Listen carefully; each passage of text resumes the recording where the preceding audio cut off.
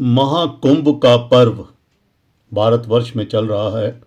प्रयागराज में 50 करोड़ लोग जा चुके हैं अभी तक। इस कथा की विवरण जानने की इच्छा है, आपको रहस्य जानने की इच्छा है, प्रयागराज में ही क्यों होता है, ये वीडियो पूरा देखिएगा। अंत में मेरा एक व्हाट्सएप नंबर आ रहा है, कोई जिज्ञासा हो तो पूछ सकते हैं। कथा ये है कि एक बार देवताओं और दैत्यों में घमासान लड़ाई हुई। देवता हार गए। तब समस्त देवता विष्णु भगवान के पास गए। प्रणाम करके ब्रह्मा जी को बोले, भगवान आपको तो सब ज्ञान है, दैत्यों ने हमारा राज्य छीन लिया, सारे संसार में उथल पुथल मचा रखी है, अतः आप हमारी रक्षा करें। विष्णु भगवान ने कहा, हाँ मैं सब जानता हूँ, एक काम करो, आप लोग दैत्यों से मिलन कर लो। फिर दोनों मिलकर समुद्र मंथन करना और समुद्र में से अनेकों सुंदर सुंदर रत्न निकलेंगे, अमृत निकलेगा। उस अमृत को पीने से आप लोग अमर हो जाएंगे और आपकी और हमारी जीत निश्चित होगी। देवताओं और दैत्यों का मेल हो गया। समुद्र मंथन की तैयारी होने लगी। देवों और दैत्यों ने मिलकर मंदराचल पर्वत को जड़ से उखाड़ लिया और मथानी के रूप में उसको बना लिया। नागों के राजा वासुकी से रस्सी बनने की प्रार्थना की। वासुकी मंदराचल के चारों ओर लिपट गए। दैत्यों ने वासुकी के फन को अपनी तरफ पकड़ लिया और दैत्यों ने विष्णु भगवान के साथ पूंछ को पकड़ लिया। अब मंथन शुरू हुआ। घमासान मंथन के बाद काफी समय के बाद समुद्र में से एक बहुत ही विषैली चीज निकली, हलाहल विष। यह विष इतना खतरनाक था कि अगर धरती के ऊपर गिर जाता तो धरती का नाश निश्चित था। अब इस विष का हल निकाला भोलेनाथ ने। इन्होंने इस हलाहल विष को अपने कंठ में धारण कर लिया और नीलकंठ के नाम से प्रसिद्ध हो गए और पूरे मानव समाज की रक्षा करी। इसके बाद सफेद रंग का घोड़ा, ऐरावत हाथी, कामधेनु गाय, कल्प वृक्ष, लाल कमल पर बैठी हुई लक्ष्मी माता और अनेकों रत्न निकले और सबसे अंत में एक 14वां रतन निकला जिसको बोलते हैं अमृत का कुंभ, यानी अमृत का घड़ा। अब अमृत के निकलते ही दोनों पक्षों में छीना झपटी होने लगी। तभी वहां पर एक अपूर्व सुंदरी प्रकट हुई।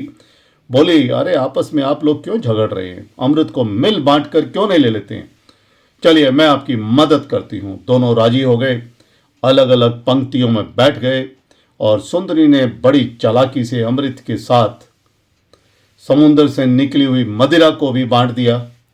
अमृत देवताओं को देती चली गई और मदिरा असुरों को देती गई। सभी दैत्य धोखे में आ गए, परंतु एक दैत्य सुंदरी की चालाकी को भांप गया, चुपके से देवताओं की लाइन में बैठ गया और अमृत पी लिया। सूर्य चंद्रमा ने इसको देख लिया और उसको इशारा किया तो सुंदरी तुरंत ही विष्णु भगवान के रूप में प्रकट हो गई। उन्होंने अपना सुदर्शन चक्र निकाला और दैत्य का सिर काट दिया।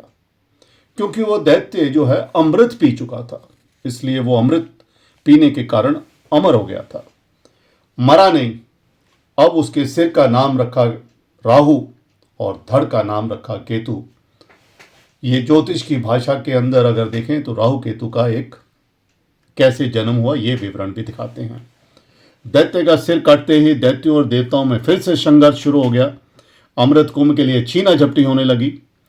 इंद्र के पुत्र जयंत ने अमृत कुंभ को लेकर भागने लगे, दौड़ने लगे।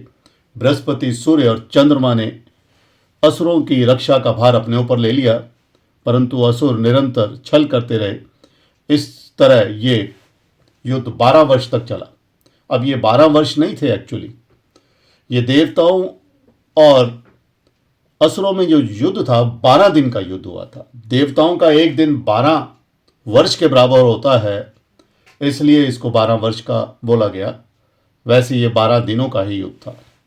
मोक्ष की प्राप्ति का ये पुण्य पर्व होता है, पाप मुक्ति मिलती है, नए अध्याय का आगाज होता है।